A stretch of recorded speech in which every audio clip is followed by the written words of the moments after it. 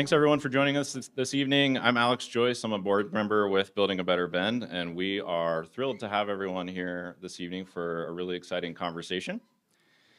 Building a Better Bend is a nonprofit organization that's been around for, I was just told, 25 years.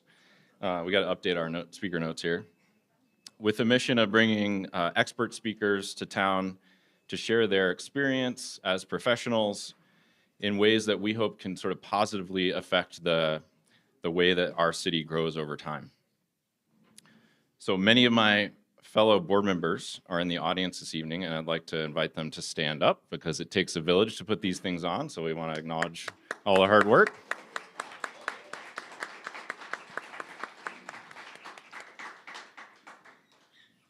So our annual lecture series wouldn't be possible without generous support from our sponsors. Our series presenting sponsor is First Interstate Bank, and I'd like to welcome Todd to come on up, VP of Commercial Relationship Manager from First Interstate, to say a few words. Thanks, Todd.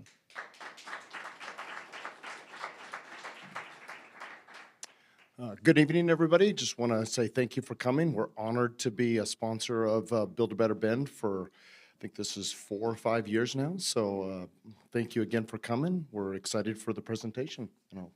Thank you so much. Really appreciate your support.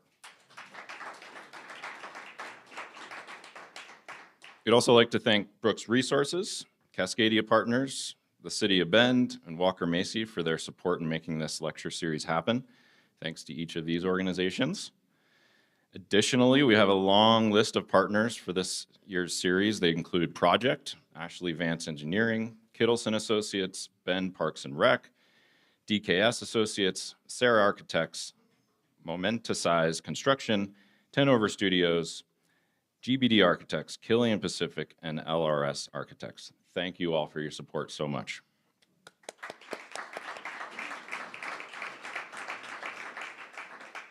We're excited to welcome Mitchell Reardon here with us tonight, the award-winning Director of Urban Planning at Happy Cities. It's a research and design consultancy based in Vancouver, Canada. Some of you may have read the award-winning book Happy Cities from the firm founder Charles Montgomery. That book, one of my faves, and its wonderful stories from dynamic places from around the world help to elevate the science of happiness and put it into the mainstream media, but also the relationship between happiness and our surroundings and how our surroundings can influence our happiness.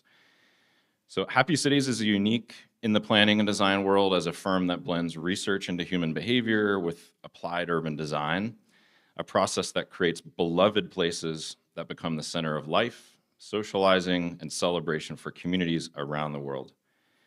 Mitchell and his team have helped spark smiles and transform unloved spaces into dynamic places of connection from Park City, Utah, to Rotterdam in the Netherlands. His insights have been featured on Wired, Next City, and BBC World. As Bend grows and our community plans transformative projects that will reshape the heart of our community, from the future of the City Hall site downtown to the Bend Central District to the Korpine site near Crux, this lecture asks a central question. Are we designing and building Bend for happiness? Isolation and loneliness are epidemics in America. COVID, social media, AI, and our work from home lifestyle isolate us even further. Can thoughtfully designed places, public places such as plazas, festival streets, and signature parks serve as a meaningful antidote to this social isolation? Mitchell will share his thoughts with us tonight about the science of happiness and what it teaches us about how to design community spaces that actually bring us together, and share inspiring examples that offer lessons for how we can design a happier Bend. So please welcome Mitchell.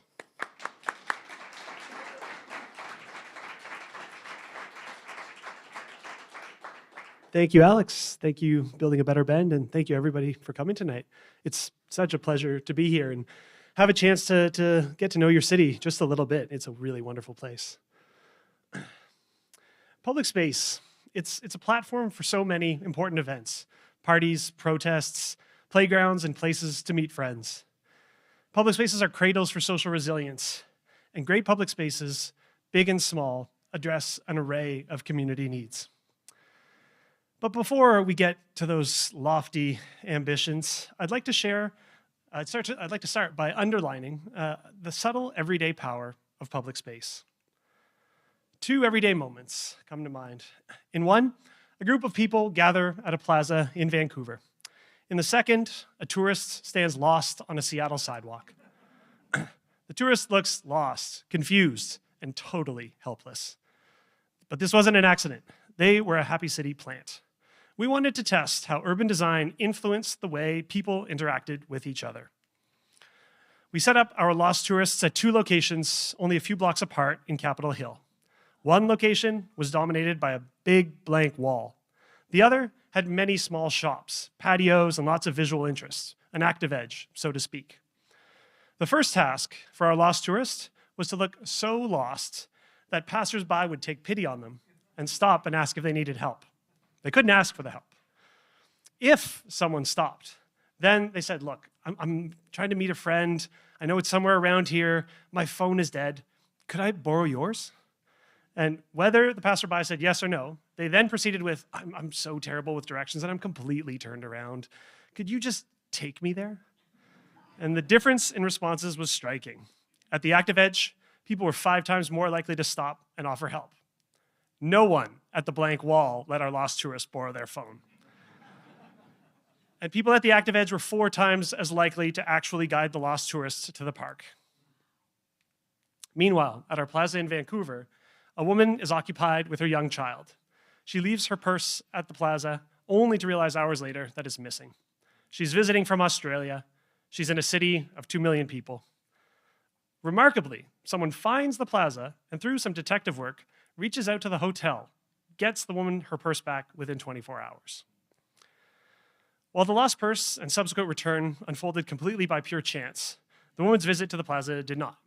She was taking part in the Happy Streets Living Lab, an experiment to assess how changes to urban design also influenced people's emotions and happiness. And the purse return validated what participants were reporting about this space. We compared with the next intersection over, so just 1 block over. And when compared with that, participants at the plaza reported a 12% higher sense of trust in strangers, 15% stronger agreement that this place reflects their community, and 20% greater care for place. These sites were just a block apart. It wasn't about the geography or the socioeconomics. It was the same place. It was about the design. Oh, and our lost tourists? In one case, when they arrived at the park with a helpful passerby, they were asked out on a date. Urban design not only affects our perceptions of each other, but it can even inform our romantic prospects. Potential alternative to Tinder. The observations from these experiments and a wealth of other research underline a guiding principle of our work at Happy Cities. The way we design our communities can help or hinder human happiness. But trust-building scenes like the lost tourist and lost purse are becoming less frequent. We are spending less and less time together in person. This is certainly the case with friends. The American Time Use Survey shows a clear drop since COVID. Rather than creating a temporary disruption, COVID seems to have accelerated our decades-long decline and retreat in connection and community. Half of Americans in 2021 reported having 3 or fewer close friends. That was compared to only 27% who reported the same in 1990. Across many measures, Americans appear to become less socially connected over time. Social engagement with family, friends, and companions has all declined. But this decline isn't only in planned encounters with friends and loved ones. It's also reflected in declining interactions among strangers. MIT's Sensible City Lab recently revisited William H. White's foundational social life of small public spaces study and compared his archival footage with more recent video. His social life of small public spaces is back on YouTube. It was down for a while. It's a wonderful video. They analyzed videos of 4 public spaces across 3 American cities, and they compared footage from 1980, when William White did his, with 2010, which was the most recent year that they could use the footage while managing privacy concerns. The study found that walking speeds had risen notably over the past 30 years. Pedestrians were walking 15% faster, while instances of lingering or interacting with others fell. People were found to be stopping to linger 14% less in 2010 than 1980. And keep in mind that this recent video was 2010, only 2 years after the iPhone came out. Do you think people have slowed down and interacted more since then? This decline in interaction across the board helps to explain why the US Surgeon General announced an epidemic of loneliness and isolation coming out of the pandemic. But there's a new trend that I find even more concerning. People are reporting spending more time alone, but not higher rates of loneliness. According to Enhing Atale, an economist at the Federal Reserve Bank, Americans are spending more time alone in 2023 than they did in 2021. At the same time, a Gallup survey in 2023 found that the share of Americans who said that they experienced loneliness a lot of the day yesterday declined by roughly 1/3 during that same period. Our habits and relationships with digital devices are creating what Derek Thompson at The Atlantic so eloquently described as a century of solitude. In 2022, adults spent an additional 99 minutes at home on any given day compared to 2003. Yes, it's about remote work, but it's also about Uber Eats, Instacart, Amazon. Practically the entire economy has been reorganized so that we never have to leave our house. And even before remote work is an option, there's been a stark decline in real-life connection among youth. The share of boys and girls who say they meet up with their friends 2 or more days a week outside of school hours has declined by nearly 50% since the 90s, with the sharpest downturn also occurring since 2010. Less real-world interaction also seems to be manifesting itself politically. For 50 years, the American National Election Studies has asked Democrats and Republicans to rate members of the opposing party from 0, very cold and unfavorable, and 100, very warm, favorable. In 2000, only 8% of people reported 0 for the other party. In 2020, it was 40%. At the same time, our digital shift is giving rise to new types of relationships. AI friends. With isolation, screen time, and AI on the rise, people are doing what we all seem to default to, turning to the internet for answers. And they're finding AI friends. You can set them up so they never disagree with you, never criticize you, never cheat on you, never have a bad day and say something mean to you. Basically, a supercharged version of our social media echo chambers. But learning to interact with real human beings who will disappoint you or disagree with you is something we need to do to function in the real world. Renowned media theorist Marshall McLuhan declared that with technology, every augmentation is also an amputation. We chose a digitally enhanced world, but we did not realize that the real world's connection we would lose. From the evidence and experience that I've seen working across the US and Canada, our social well-being, particularly in cities, relies on an ecosystem of great public spaces, punctuated by a marquee plaza. It isn't easy, but this ecosystem is vital to the resilience of our social fabric by inviting people with different backgrounds to share space and potentially interact. When you seek to do this, you face pushback for investing in the public realm when everything is online. But great public spaces that offer at least 10 activities, fulfill the power of 10, are a critical antidote to social isolation. When you're trying to do this, there will be setbacks, but designing spaces that enable people to linger, observe, and participate in public life is critical to our civic culture. And I believe that now is the right time to do it. So I'm going to present some of the evidence and experience that I have to support this, and you'll have to decide if you feel it's the right move for Bend. And I'm going to say you guys have really nice parks, really good. Based on what I've seen so far on this wonderful visit, you have great, great parks. Really, the Whitewater one, that's a little much, guys. It's over the top. But lack a comparable major plaza. Your community is also growing. Popular public spaces are getting busier, and some residents are tired of street closures to have events on hardscapes. It also sounds like Bend has a very high rate of people working from home, close to 30%, I understand it, which is well above the national average.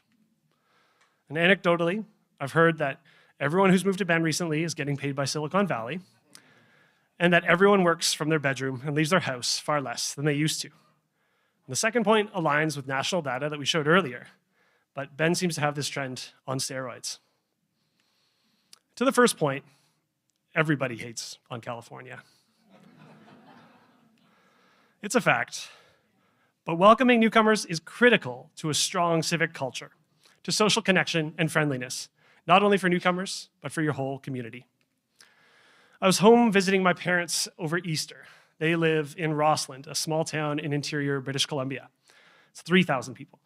Walking down the street with my 6-month-old on my chest, I passed 2 sets of parents walking with their kids who didn't say hello. I was blown away. I didn't think that had ever happened to me before. Then I thought about it. Over the years, there had been waves of new residents. There were the old-timers, the early ski bums in the 70s and 80s, the 90s and 2000 folks like my parents. And there was always a bit of eye-rolling towards the new people taking the fresh tracks. But housing prices stayed fairly low, the powder skiing was plentiful, and the town culture stayed friendly. Community was key. Then the pandemic hit. New people came. Fancier cars were on the roads. Housing prices shot up. And all those folks, the old-timers, the early ski bums, the 90s, 2000 folks, they all disliked the newcomers.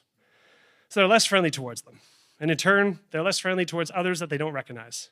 And in the end, the whole town is a little less friendly, both in person and on the Facebook groups. And most of these newcomers aren't leaving. They love the town just like everybody who arrived before them. But I believe that the culture of exclusion hurts everyone, and that a great public realm and lots of programming are key to the solution.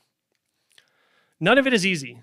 It requires investment with limited public budgets, means overcoming the comfort of the status quo, about losing parking, about construction impacts, about changes to heritage. And it means addressing concerns that public space will attract unhoused people, or be places where people with foreign backgrounds may face scrutiny or worse. And it means rejecting the convenience of the internet. But it's really important to invest in public space, to foster trust, to get people off screens, to enable people to share space with others who aren't the same as them, to create community, absolutely from a sociability perspective, but also just social resilience. You need to know the people around you when things go wrong if you're going to be able to help each other. So this, together with the need for more data to help validate public space investment and evaluate well-being impacts and strengthen human-centered design, was what compelled Happy Cities to release our public life study tool and the methodology to conduct these studies for free. There's 2 components to this tool. There's an intercept survey piece where we're asking people about their feelings in the moment. It looks like a survey, but we're just asking them how they feel in that moment. And behavioral observation, where we have a wide range of social and antisocial behaviors that our teams are tracking. And it's a comparative tool. So you can use it to assess a space before and after transformation, or before investment and after investment. Or in a lot of cases, it's already done by the time someone says, we want to use your tool. And in those cases, we take a control site from nearby. We have intercept survey questions and behavioral observations that assess 6 areas. And we look to ask indirect questions about these things. So for instance, when we ask about trust, we might say, if you lost your bag here, do you expect it would be returned? Scale of 1 to 5. Or how comfortable would you feel with your children playing here, not directly supervised? And when we combine that with the behavioral observation, the tool helps us understand what people are doing in the space and how they're feeling about themselves, each other, and the space while they're there. And the comparison helps to underline the power of public space. Through its Pavement to Plaza program, Vancouver transformed underused road space into plazas where people can sit, play, and socialize. A Happy City study of a number of these spaces found that this was a new place. This was the kind of place where people wanted to meet each other, 33% higher after transformation. A meta-analysis of all our public life studies up to 2024 found that across all settings, improving or delivering new public spaces resulted in an 11% increase in trust of others present in the space. And this is accounting for studies from around Canada, US, Mexico, and Europe. The meta-analysis also found a 25% increase in participants who agreed that this place reflects my community. And note a 20% increase as well in perceptions of safety. Notably, in pretty much all of our public life studies, we consistently find a greater increase in sense of safety and community among women after the public space improvements take place. And what attracts people most to places are other people. People are attracted to lively places. A Toronto Metropolitan University study found that people are 50% more likely to spend time in places with public art, play equipment, and seating. that they're 63% more likely to feel positively about these spaces and 77% more likely to recommend them to others.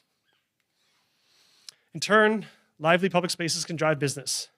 This same study found a 30% increase in revenue among restaurants along the transformed street, which in this case accounted for a $177 million boost in restaurant spending due to placemaking in the community. Great public spaces strengthen the city as a destination for residents and visitors alike. And now is the time to invest in great public space. We're waking up to the negative impacts of social media and screen time. Around the world, countries are starting to take action. And in the United States, so are the courts. We are waking up to the fact that spending too much time on digital devices harms our well-being, and that they're especially bad for kids and young people. So, great public spaces. How do we get there? Great public space. This is Surrey, a municipality in BC near Vancouver, and soon to be more populous than Vancouver. It was a city without a downtown, just a lot of cheap strip malls and big roads. There's a lot of space. No place for people to walk, no place to sit, no reason to be there on foot. Recently, however, it turned into this. A beautiful new plaza, fronted by City Hall and the library, with good pedestrian-friendly sidewalks and connected by transit. It's attracting a flood of pedestrian-oriented mixed-use development. And the team who was able to deliver on this recognized the strengths as a fast-growing city and to welcome a diversity of newcomers. And they reflected that back into their built environment. It's amazing, but it wasn't easy. It took 50 years to get here. And a lot of city leadership and commitment. They created the first plan back in 1977 and faced a series of obstacles. This plan was killed in part by the engineering staff who said they couldn't add density without widening the roads. So they rewrote the plan and they wrote new zoning that would allow for compact mixed-use growth. Then the city had to lobby for high-capacity transit. And after all that, developers still weren't interested in building a great city center. The industry was skeptical that the whole thing would work. And for years, no one built anything remotely walkable. So in the 2000s, the city took matters into their own hands. They funneled a lot of investment into creating one great block to spur surrounding development and supported the establishment of a university campus as well. They recognized that it was critical to showcase the city's vision to residents and developers and to catalyze a different type of growth. Community growth and space to celebrate events that are important to the range of people who call Surrey home. Now there's the Five Time Festival organized by Indo-Canadians, Latin Fest, Party for the Planet, the Christmas tree lighting, ice skating, and so much more. The plaza hosts over 100 events a year now. Surrey Civic Plaza is a reflection of the community. It offers people a chance to connect, or at least be present, because you don't always need to connect, but being present in the space with folks who are different from you in real life is really valuable in developing understanding. There are an array of events that take place here, and they're at least as interesting as doom scrolling on your phone. This commitment to community and the public realm is evident in Surrey's marquee public civic plaza. But there are other important ways that Surrey offers the public realm to residents too. Most notably, Surrey City Hall doesn't have council chambers. They have center stage at Surrey City Hall. And sure, council meets here, but it's also a 200-seat venue that can be booked for concerts and other events. The city also recognized that public space is for the people, and that some will travel to the marquee public space for the right programming and events, but many will benefit from the small, impactful spaces in their own neighborhoods. So in addition to investing in the Surrey Civic Plaza, the city implemented the Focus Newton Action Plan to help an oft-overlooked neighborhood enhance its civic spaces. And the plan was to implement an array of small-scale public space improvements and programming throughout the community. They conducted extensive engagement and built partnerships with community organizations. And in the 3 years, I think we're in year 2 now, since they've invested heavily in capital and operational funding to enable it, They've implemented over 40 projects. Through this dual approach to delivering marquee and community-centered public space, Surrey has instilled a civic culture that values public space and enables people with an array of backgrounds to interact and enjoy each other's cultures. And this approach underlines the value of offering an array of public spaces, some of the big spaces for major events and celebrations that people will travel to, and many more small spaces that are convenient to reach within the neighborhood and fulfill their needs. Through varied design and programming, this ecosystem of spaces serves as a cradle to social connection, offering people of all ages and backgrounds cost-free opportunities to enjoy their community and an alternative to screen time. And notably, you start just being in each other's presence. Then maybe you have a casual encounter. Then maybe you see those people again another time. You're starting to recognize them. If it continues, perhaps you start to know what their habits are. You know if somebody tends to be out on their porch at 7 p.m. when you walk your dog. And if they're not there, maybe the second night you think, gee, I wonder if something's wrong, and maybe check in on it. However, we can continue to nurture these relationships through the way that we design the space and enable people to be in proximity to one another, and then support that through the programming that we offer. And I mean, again, great for the social connection side, which is just good for our well-being. However, it's also really important for social resilience. If you need to evacuate due to a wildfire, which both you and us experience, if you know that there's an 87-year-old woman down the street who doesn't have any family in the area, you might go and check on her before leaving. If you don't have the way to interact with each other, you just don't know. Public space is for the people, and some will travel to the marquee public space, but many will benefit from the small, impactful spaces in the neighborhood. The context is very different, but this was a common theme for our work in Park City as well. Just like Surrey, great public spaces were a key component to the solution. And if you've been to Park City, and this is specifically Old Town, they have a great street in a beautiful town surrounded by incredible nature. But it's facing headwinds. They're seeing fewer visitors, and particularly a decline. They got a bounce through COVID where they had fairly loose rules and people could go there. And then they've been seeing a decline in visitors and less spending per visitor when adjusted for inflation. Other towns and resorts in the area are investing in upgrades, and so are their top-tier competitors like Vail and Breckenridge. They are facing greater competition for tourists, both regionally and nationally. And as their offers have increased in premiums, it's not only ski resorts that they're competing with now, it's like Miami Beach and Las Vegas that folks are tending to go to instead of there.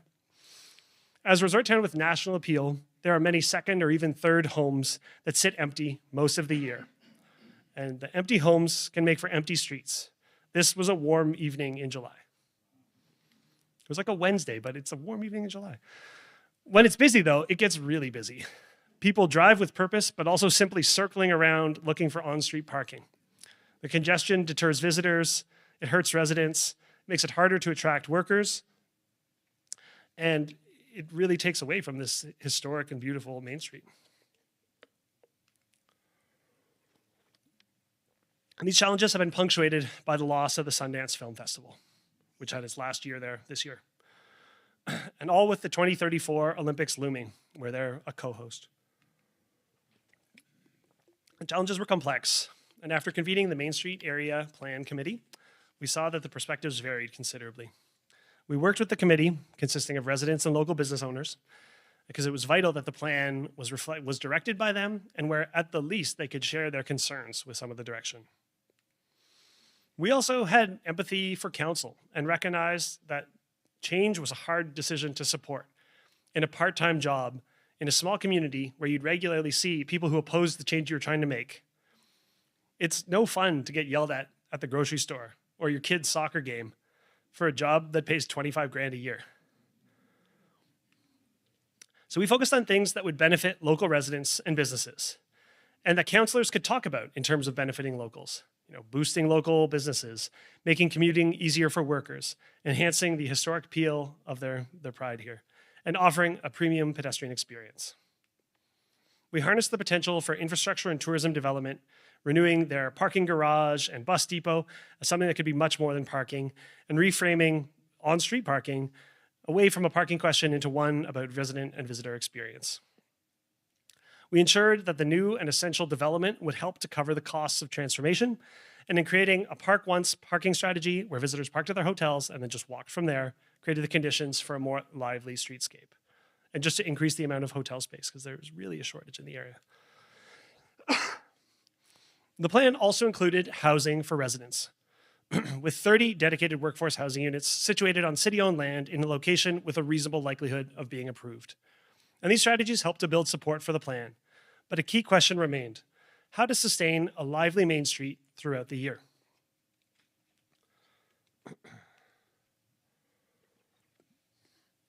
We believe that one of the key solutions was an ecosystem of great public spaces, offering different scales for a range of programming and year-round use. This included renovating 2 existing spaces and creating 3 new ones to retain visitors, certainly, but also with a clear focus on residents, and giving them a reason to visit and stick around Old Town. Excuse me. Great cost-free spaces where visitors and residents alike could spend time.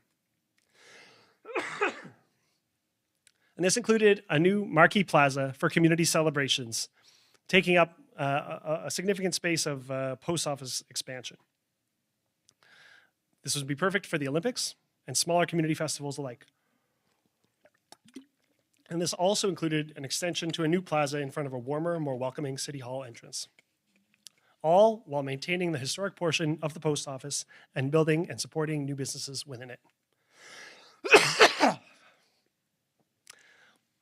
Space AI data showed that families were among the demographics who left Old Town the fastest.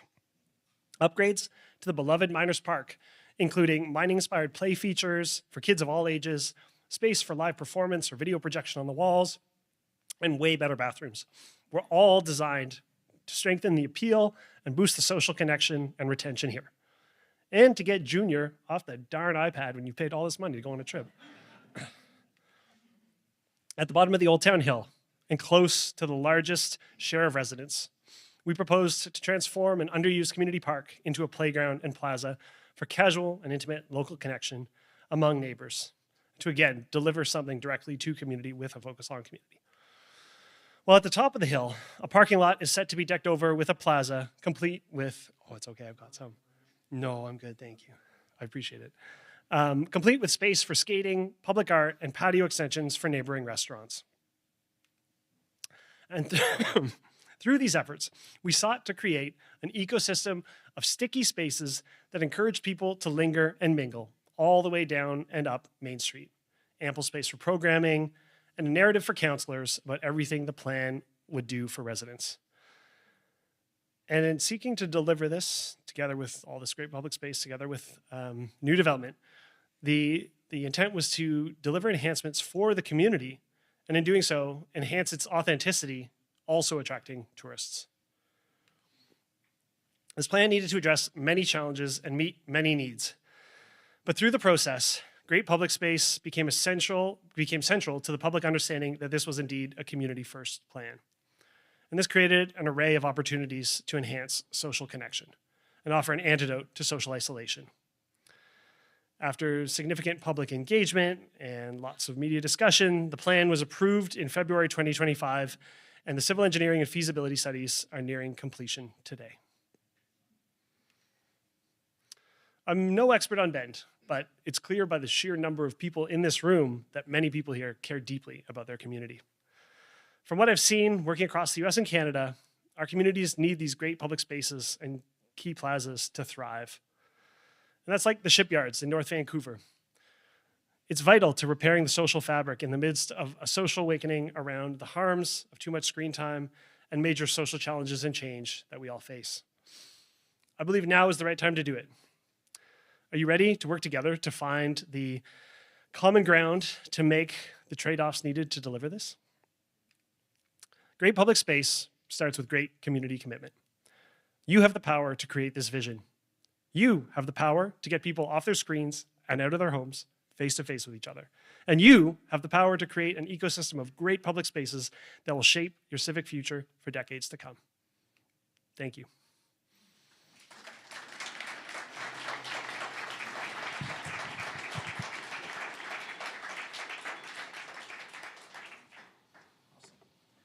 So we're going to do some questions for Mitchell about anything you heard, research side, design side. You just raise your hand and we've got a microphone circulating Bring a in the mic audience to here. you. It'll be.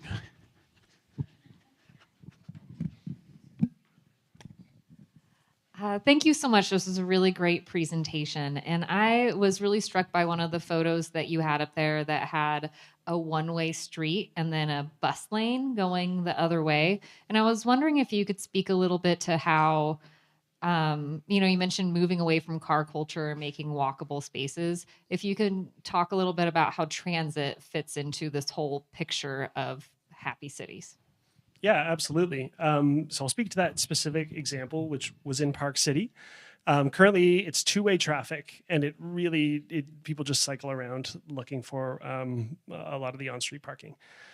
It is important to have some on-street parking. They have a number of galleries who rely on people that show up and like you're buying a painting or another large piece of art, and so you need to be able to move it or have the people you hire move it. So there was some concern about how to manage that. So we didn't want to remove all of it, and it's a fairly constrained street.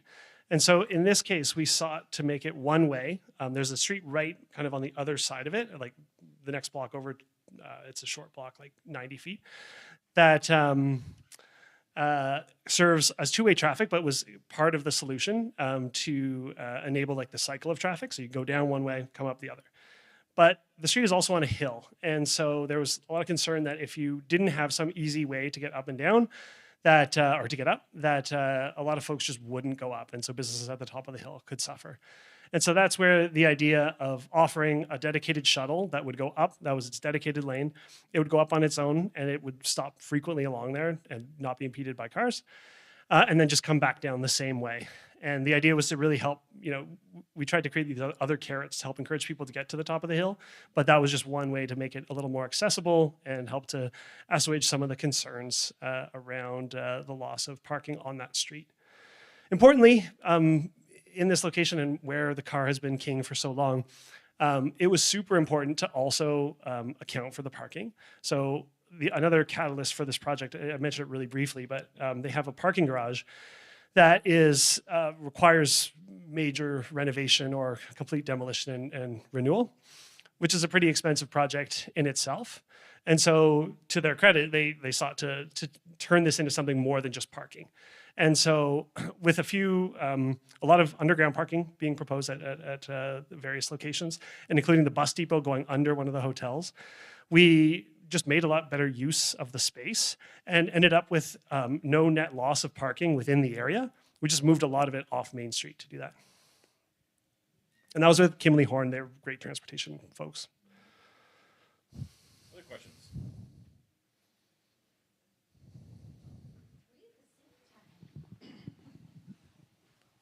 Thank you. Very interesting. I worry a bit about the possibility that your statistics are skewed because look at a limiting case like Russia and the former Soviet Union, where you need permission to live in a city. You're very happy if you get permission to live in Moscow. If you don't, you're unhappy. The statistics look at the people who are already happy because they have permission to live there. That's, of course, a limiting case, but how does it apply in open areas like this where people need a more subtle kind of permission, economic wherewithal, right, ethnicity, whatever, to live in the happy places? So the equity and inclusion considerations are super important, and I'm going to come back to that in one second. But first, the way that the public life studies work is it's a comparison of the space, either like of that exact space, either before and after development, so the same space. And typically when we're doing this work, it is a new public space or renewed public space. It isn't often accompanied by like major surrounding development, at least just the way the clients that have reached out have been doing it. And in the other case, it's a control site that is very, very close by, and then it's done at the same time as the site that's been transformed. So in every case, the comparison is very localized, and it's effectively like the same people who are at those two spaces. So we're measuring the difference between that. So the idea of like self-selection, yeah, that is almost certainly happening. However, that self-selection is also happening at the comparison site, and then we're measuring the difference between those two. So in that way, we're mitigating like who is actually at the space. But then we also, in our behavior observation, so again, it's either volunteers or team members from our team who are making like notes, and that comes with assumptions about the people that you're looking at. So we couch some of the language there, but we are tracking appearance, like perception of gender, and perception of ethnicity, like pretty broadly, as well as looking at some of the activities, like includes like presence of unhoused people, just given that has a pretty significant impact on the way space works. And where the budget allows, we'll cross-reference that with census data to determine how reflective that space is of the surrounding community and give a better sense of how that goes. Where it's out of alignment, we would typically try, or we'd recommend doing co-design sessions with community. So creating like a nice experience for people to come in and actually help shape a space that then reflects them so they can be a part of it as well. Thank you. There was a cluster of hands right over here. Right there. Perfect. Thank you. Hi, I have a question about different income tiers. So ex-Park City resident, I've been in Bend for about 10 years. And a lot of times you have these mountain towns that are built up from athletes and miners, and you'll go in and give the lower income some support. So the deed restricted housing. So then you have them, and then you have the people that come in when housing prices are averaging at 2.2 million, which is what it was when I left Park City in 2016. And it just shifts the culture of those communities. So those professional bike racers that went there and trained and were, before they made a lot of money, or ski racers, or those people that artists, it's just shifting the lifestyle. So you have support for the kind of really limited income, the service workers, but there is this really important piece in the middle that is, the athletes or the makers or the creatives that can't afford the $2.2 million house, but don't fit into that deed restricted area. And to be honest, that's why I moved out of Park City, is because that I wasn't in that area. And we think of Bend, and we have people like Bart Bowen and Chris Horner and, our skiers, and that it's like, are we going to lose that in Bend? Because, those guys have been here for, decades, but is this not going to be a place where people can come and settle and train and kind of have that Bend lifestyle? Yeah, it's a super important point. And also what's going on in Rosslyn, like it was a resource town, and then you had the first ski bums and then the later ones, and then wealth increases. And in a free market society, people are able to come in, and money does have a role. As one of our Park City partners noted, it's a place where the billionaires are displacing the millionaires, and where like it used to be the millionaires came to ski and bike, and now the billionaires come to drink wine and look at the mountain. And it has like really negative effects. It's the only place that I've ever heard of that had an Airbnb campaign encouraging people to Airbnb their houses just to get more people like into the community. It's a so it can be a really challenging question, and it frequently is, because by the time you know it's a problem, it's often too late to really have a big impact. However, I lived in Whistler, British Columbia years ago. And back in the 90s, the Whistler City Council went to Colorado and did like a study tour of Colorado ski towns, looking at like the effects of the rising cost of living, the kind of, more affluence coming into these towns. And we're pretty terrified with what they saw in terms of people being pushed out. And like, yeah, workers and that level, but then exactly what you're talking about, the kind of in-between folks that, maybe earning an okay income, but like are not competing with millionaires or potentially billionaires for the ability to stay. And so in Whistler, they created the Whistler Housing Authority back in like 1994. And, back at the time, people already thought housing was expensive there. But they started to assemble land and deliver deliver housing where it's set. There's two options. One is rental, one is ownership. It's based on the length of time that you're on the wait list. You need to meet some basic standards, like your income can't, when you apply, your income can't exceed a certain amount, and you need to be employed in Whistler as well. But once you get in, and that's again, you're based on a wait time, and the longer you're on the list, like the more units open up. Like, you might at the start be able to get a studio. If you choose to forego that and wait another 2 years, you might get a 2-bedroom. I think 3 bedrooms are the biggest that they offer. And so they started to purchase that land and like use some of the big developments to secure land swaps or additional funding to purchase land.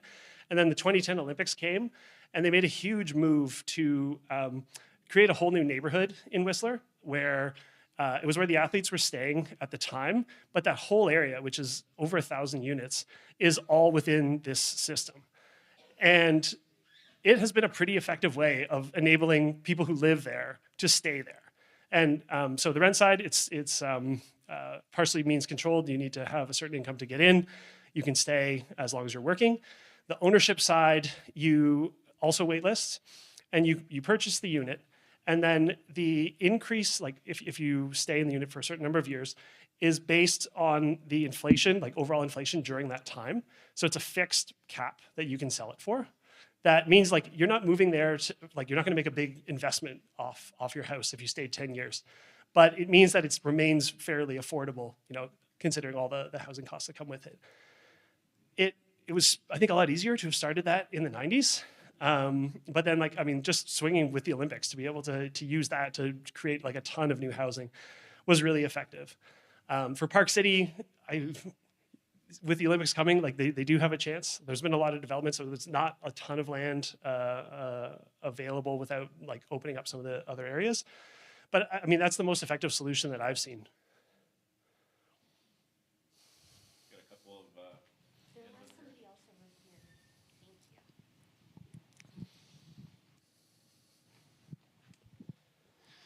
of, Excuse me. Thanks for the presentation. I appreciated kind of the twofold aspect of getting people to mingle more and talk more and reconnect more in these simple ways of just creating connectivity and small conversations informally.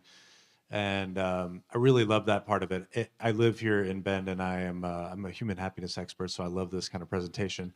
I don't get hired for that locally. We only bring in people from Canada for that. That was my lone gripe. You're never an expert in your backyard, right? But I also do a lot of work here with events, so emceeing, auctioneering, producing comedy shows, and performing those. And I'm curious about what you see from some of these communities, maybe from the municipalities themselves, and creating an ecosystem where these events that need to happen are fostered in some way or supported in some way to provide stable funding streams or relaxed regulations or whatever it might be.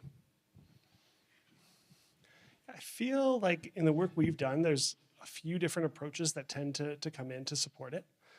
So on the one hand, like the North Vancouver shipyards, I only showed that at the end. It's a really cool project where it was shipyards. They began to be used less and less in the 80s. In the 90s, there was talk of how to redo it. And in the 2000s, they started to renew it, maintaining a lot of the heritage buildings. It was this patchwork of ownership, but they created an organization to kind of shoulder some of the liability and got all of the various landholders on board. And it has hotels, a gallery, a bunch of other small businesses, and then there's just a local business community around it. And there, it's a super intensive programming schedule maintained by the city. They program it 250 days a year, and their team is like, just works so hard. We're working on like the new plan with them right now. And just like schedule meetings can be super, super difficult because they have so many things going on. And so their goal there is to deliver great space for both residents. So they have to leave some as like either unprogrammed or like low intensity programming. And then they also have their marquee events to help draw people in, to help to pay for the space. But so far, the space hasn't been self-funding. It is justified in that the economic impact that it's having on the businesses within the area, but then also the surrounding businesses, has been enough to do that. And so that's like one approach. Like they're saying, okay, we're going to lose money on this, but we're making it back in part on the tax base, and also we're keeping a lot of businesses happy. And the business association actually changed their name from Lower Lonsdale, which is like the formal name, to the Shipyards BIA, which was like a good reflection that this is like a real place now. In Surrey, they had a lot less money and it was a bigger space. And they wanted to be able to deliver these new spaces. There's a lot of newcomers, particularly from South Asia in the area. And they, didn't fully understand what the needs were. Like me coming in and saying what I know about good public space didn't align with like a 70-year-old man from Andhra Pradesh. So we had to really engage and work with community there. But the other really valuable thing was to connect with community organizations and have them start to take it on. So funnel some of the funding to them to be able to do the programming and to do even just like the maintenance, or like even just having chairs put out so that older folks went and just congregated in the park. And they just needed chairs and a shade sail. And so it was pretty cost effective. But there they really worked with like volunteer community groups to stretch that money as far as possible, but still show investment in the community. I mean, so I guess those are the two most broad examples that I can think of. So different ways in different locations. They all take a lot of work.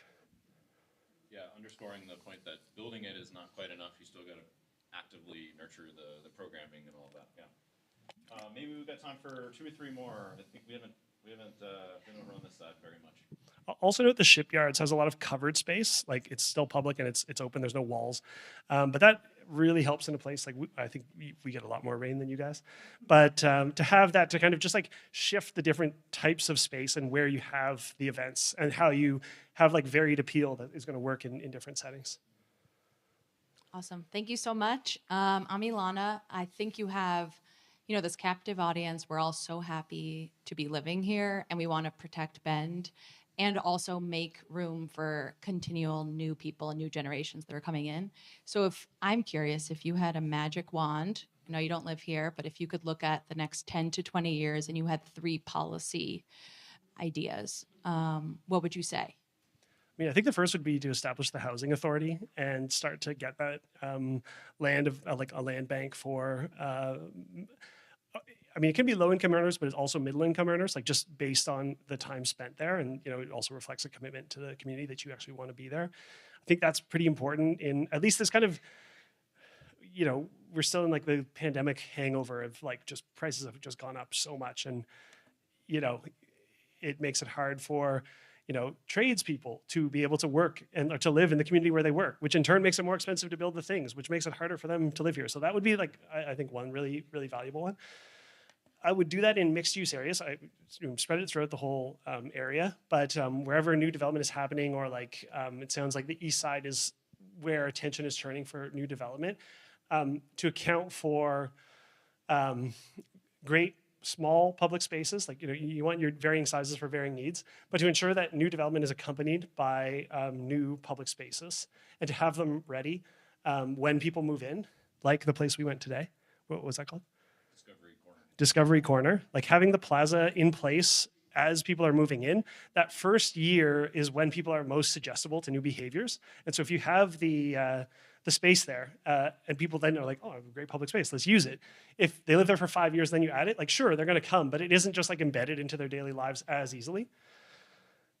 So I think about that. In Vancouver, we have a community amenity contribution plan, which is effectively where like if developers want to do anything beyond what is allowed for zoning, then they go into negotiations with the city and pay additional money that is then invested directly in the surroundings. That could be in like parks, schools, community facilities, and a bunch of others.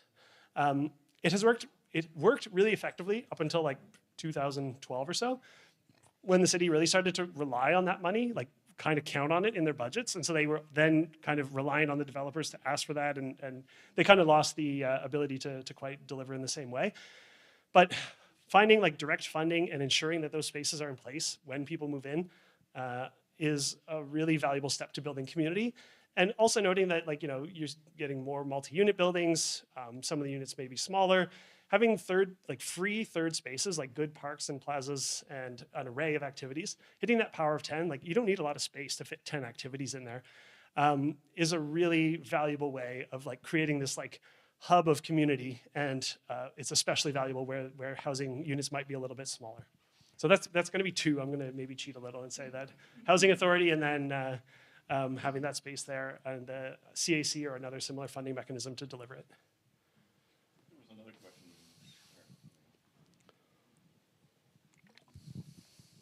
Hi, thank you so much for your lecture. I was really interested in your talk about converting underused streets into plazas as a solution for getting more plazas into a city. And I was wondering if in your cursory review of Bend, if you saw that as a form of solution that would work here. And if so, what are the kind of obstacles or challenges that you've seen in other projects, other places where this has been successful, or obstacles that have caused them to not be successful? Yeah, that's a really good question. In pretty built-out neighborhoods, you might, if there's a lack of public space, so, say a historically lower income neighborhood, they may not have had the same investment in parks when it was developed. You may not have the vacant space to build a new park off street. So it can be a really effective way to quickly deliver that. In the pandemic, it was huge. We did the design guidelines for the plazas, like the plaza program, in 2018. And at that point, there were 3. And in 2019, it was 6. And in it must have been 2021 by the time it was actually all done, but there was 40. So it just like exploded across the city. So they can be done pretty effectively and pretty cheaply. And when we think about like concern about gentrification or like amenities that raise housing prices, these plazas, we're typically talking like a bunch of paint, seating that in most cases is not going to be easily moved. I really like blocked and tiered seating, so you have flexible options, but it's not going to like leave the site too easily. And encouraging usually anchor it with a nearby business that can offer a bathroom, but also that maybe has an incentive, so like a cafe or a restaurant or somebody that like would want it to do well, are all pretty effective ways to do it. And you're doing it paint, some seating, a few other things. To my knowledge, in a city that has undergone major real estate increases, this program has not played a key role in that. For Bend, I've only been here 2 days. This is my first trip here, guys. So I don't take my word as the pronouncement. But I did notice that there are a bunch of new initiatives to create bike routes where there's these big blue concrete containers that have been put out to impede car traffic but allow bikes and pedestrians to go through. And so that would be maybe an opportunity to look at because you have a bunch of now less used space. The only tricky thing with that is that having a bike lane or a bike route in your plaza can cause a lot of conflict with the people who are there. So maybe you have the bikes on one side and the plaza on the other. But I immediately noticed that there were these going in pretty consistently, and that you now have quite a bit of concrete or asphalt that the bikes aren't using right there. We've got time for one more question. Yeah.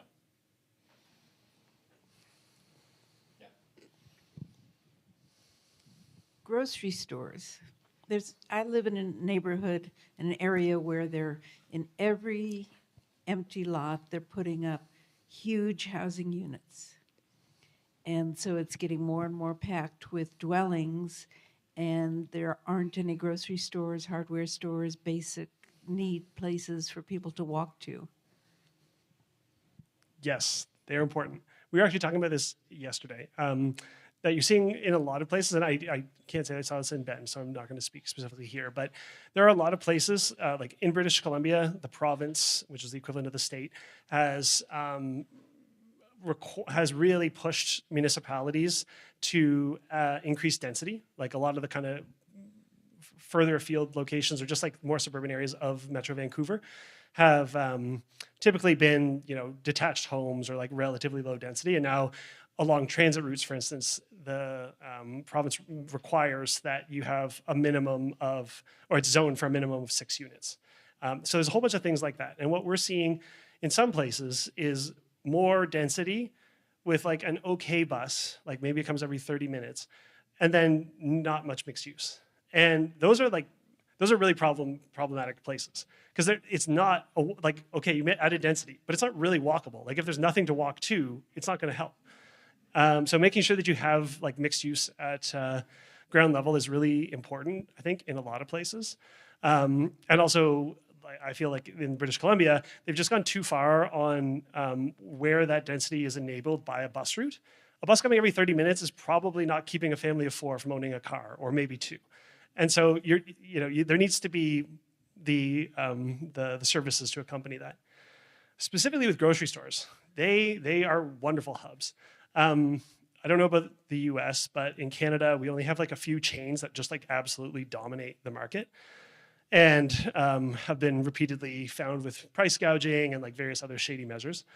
And so like any steps that can be done to enable a non-chain grocery store is like a huge step in the right direction.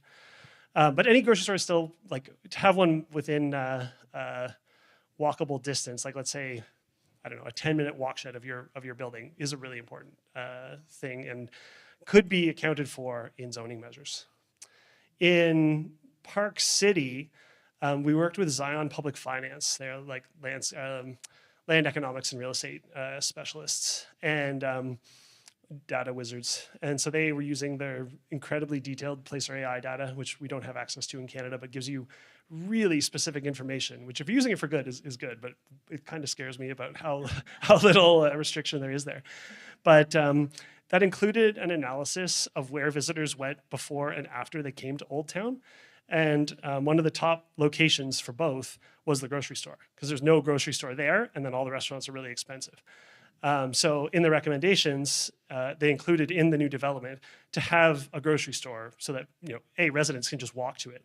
But B, now like visitors don't need to leave your area in order to get this basic need met. So yes to grocery stores. You're going to get a bonus question, and then we'll wrap up. Okay, yeah, just more design. Okay, thanks. Mitchell, great lecture. Thanks. My question was really about design. You spoke about some design. Can you elaborate with more design considerations for what makes a good plaza, or as Alex likes to say, a urban living room? Yeah, having enclosure around it, typically on at least 3, but ideally all 4 sides, and definitely the long sides is really important. You typically want that to be like a 1 to 2 or 1 to 4 scale of like the width of the space, and the building height should be like similar to that. So like 1 story is not enough on like a reasonable sized space.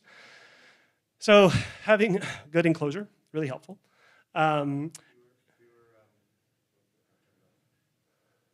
big buildings, or more multiple small buildings around creating the enclosure. Yeah. Well, so the next point is around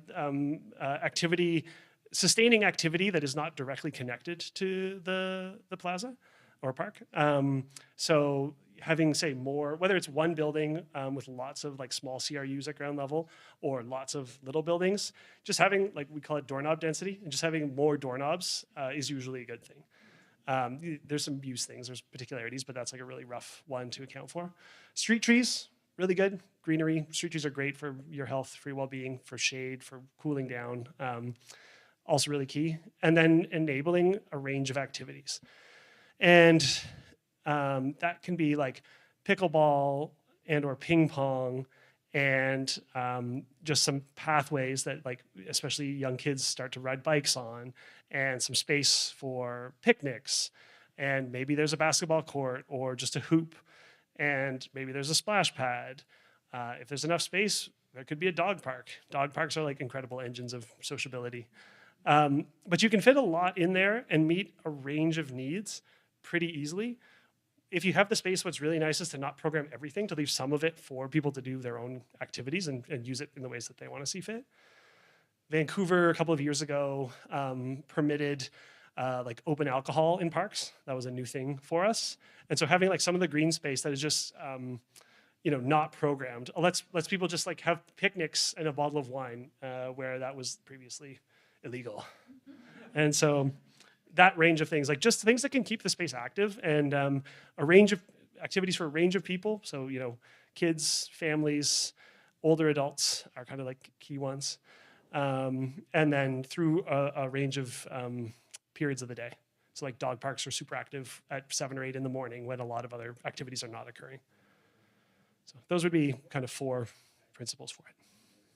Bottle of wine at a picnic. That's a great place to leave it. I want to thank First Interstate Bank for being our main sponsor for tonight. Gotta follow the rules. Want to thank First Interstate Bank for being our main sponsor tonight, and thank all of you for being here and all of our wonderful sponsors for sustaining us over so many years.